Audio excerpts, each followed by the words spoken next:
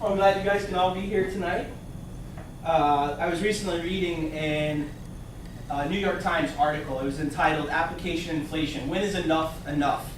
The author, Eric Hoover, pointed out something that many of you as college counselors have become too familiar with, which is the application explosion in college admission.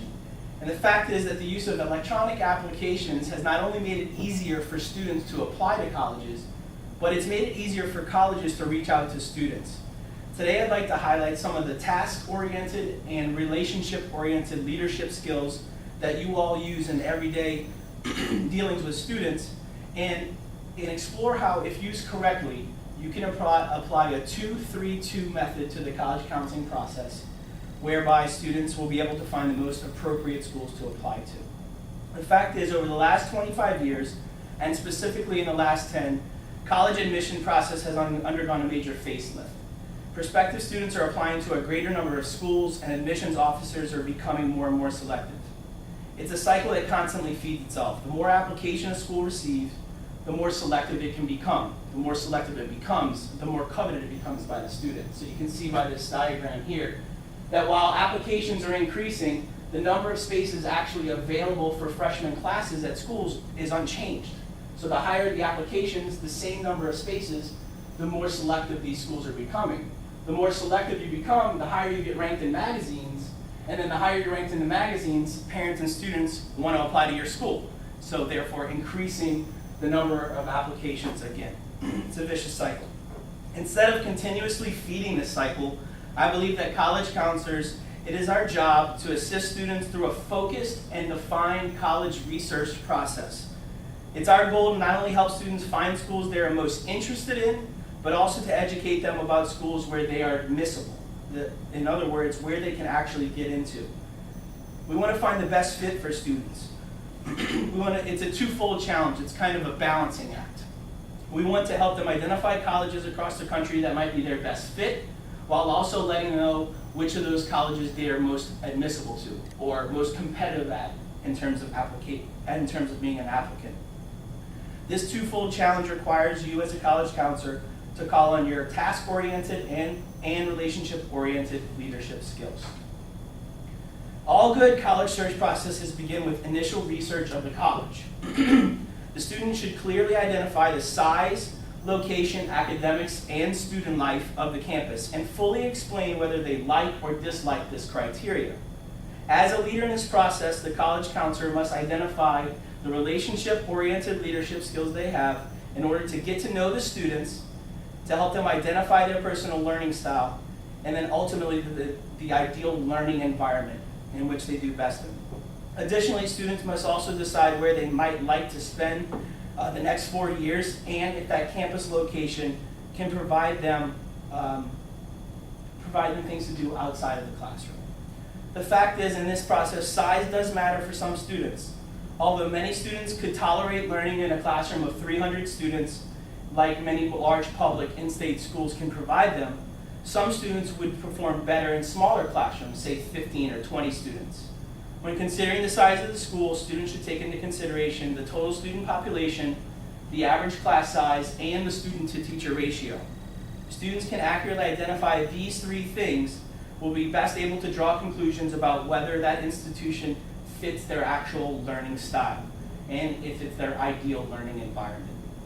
Beyond size, they should really consider the location.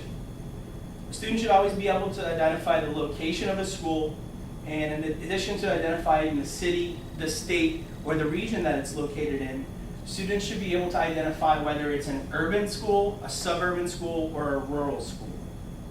If it's in an urban setting or a suburban setting, students should know the size of the city in which the school is located, how far away the school is from a major city.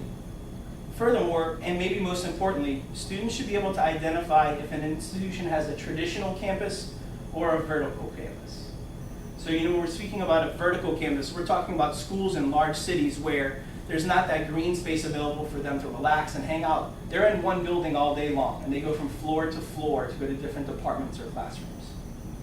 Although many high school students are undecided about exactly what they might major in college, about 60% of applicants nationwide are undecided majors on their applications. They do have an idea of what they might like to study or areas that they're interested in. And in this case, students should be able to identify 1, 2, or more areas that they're interested in. Using your relationship-oriented skills and the student's academic strengths, their hobbies and interests, you should be able to help the student identify a few areas in which they might major in colleges. Then encourage them to research the institutions they're interested in and find out if those schools offer those types of majors. Because students will be spending a large portion of their time outside the classroom, it's extremely important for students to identify as many aspects of student life that the institution provides. On-campus housing, cultural events such as speakers, musicians, politicians, actors and actresses who come to campuses, as well as on-campus events such as movies in the quad, or on-campus concerts, art galleries, and festivals, things that will make their life fun. Let's face it, college is just as much about us having a good time as it is learning what you want to study or becoming a professional for the future. After the student has successfully identified the type of school, the size, the location, the academics, and student life, the search should be switched over to the student's admissibility, the chances that the student will actually be admitted to an institution. Although the application reading process is a multifaceted art, it does contain some relatively straightforward scientific components, grades, and test scores, upon which the large majority of initial admissions decisions are made. After researching about 30 schools, students will narrow their list down to about 15 schools and identify if their interest in that school is low, medium, or high. During the summer before their senior year, they and their families should plan to visit some of those schools that are left on that list, and then again identify whether their interest is low, medium, or high. Finally, you should make sure they've taken at least 1, if not 2, ACTs or SATs, because as the diagram shows, the basis of most admissions decisions are in test scores and grades. After using your relationship-oriented skills to help the students identify the types of schools they're most interested in, you as a college counselor should switch gears and begin using task-oriented leadership skills. This way you can keep the student on task to meet deadlines, but also educate them about their actual admissibility, the chances that they might actually get into a school. So using historical data, such as the one represented here on the board, you should be able to identify which schools are likely that you would be admitted to, or the student would be admitted to, which schools would be possible a student could be admitted to, or which schools might be a reach. So let's go to this board here. Ms. Wilkins, I'll call on you first. Okay. Using this list of schools here, we can identify that the averages of students from our high school in the past who have been admitted to these schools had these scores and grades. So for instance, American University, we've had 57 applicants, 35 were admitted. Their average GPA was a 9.37, and their average SAT score is about a 1210 or a 1220. So that's basically what you need to get into American. If you follow that same logic for the rest of the schools on the list, which 2, 3, or 4 schools would you identify as likely schools for Johnny Randall? Well, American would be a likely school. George Washington. George Washington? Looks like it would be a likely school. And Southern Methodist. Okay. Dr. Kincaid, which of these schools would you consider to be reaches, where they might not get in? If you notice that... Certainly Carnegie Mellon and Duke. GPAs are a little off, and then just going right down the list, Georgetown, Johns Hopkins, Northwestern. Correct. And others would be Stanford. Some of the possible schools on the list, maybe Tulane, maybe Vanderbilt, maybe University of Miami. Other schools that would be likely to get into, we're looking at SMU for sure, and American, as we mentioned before. So we have some schools on the list where the admissibility is likely. We have some schools on the list where we know it's a reach. It's a dream school for that student, and there's nothing wrong with dream schools. But what we want to do with our task-oriented leadership skills is to have developed that relationship enough where they trust you so that you can explain to them, look, these are your reach schools, these are your likelies. Let's start with this 2-3-2 method I mentioned. Pick 2 schools where it's likely you'll be admitted to, Let's pick 2 schools where it's a dream, and let's find those schools in the middle that are possibilities, and let's see how your interest lines up with your admissibility. So that's where we start talking about mixing and matching. After the student has condensed his list of prospective schools, you should assign a level of interest to those schools, low, medium, or high.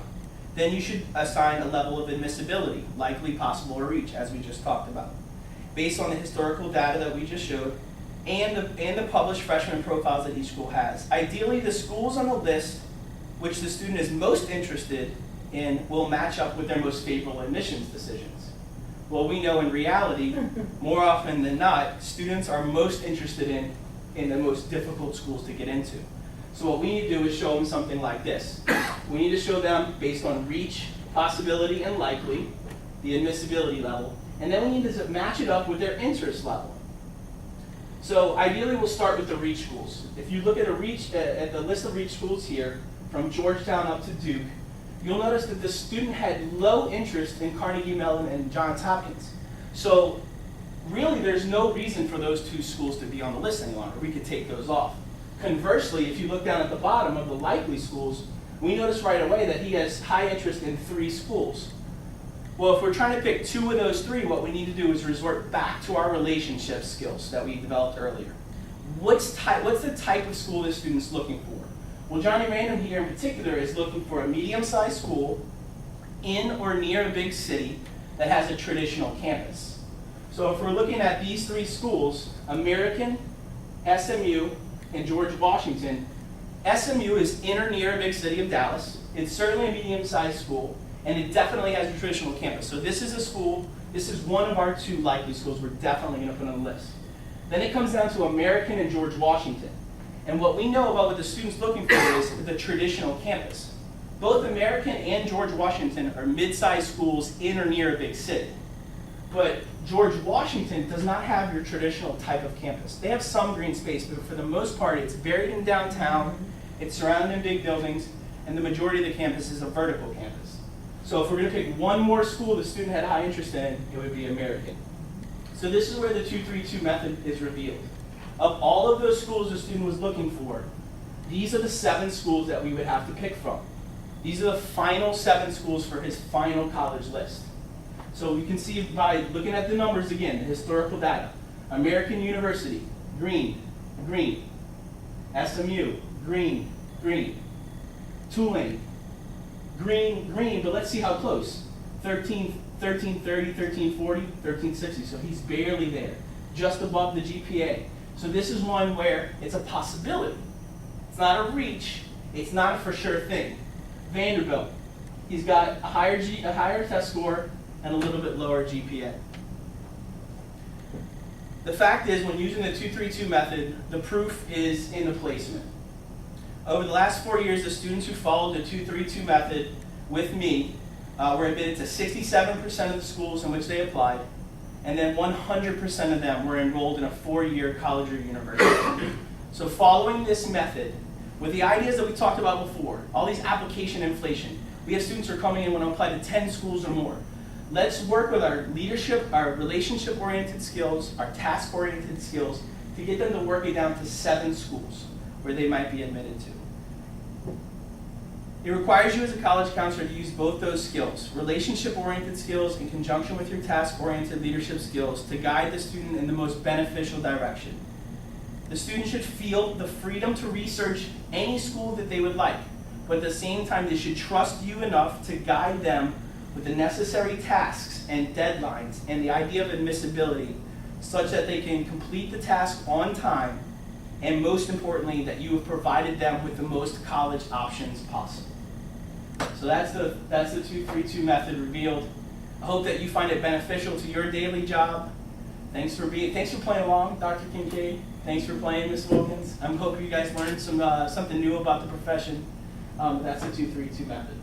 Thanks for being here. Well done, John. There was a meeting back in 1984.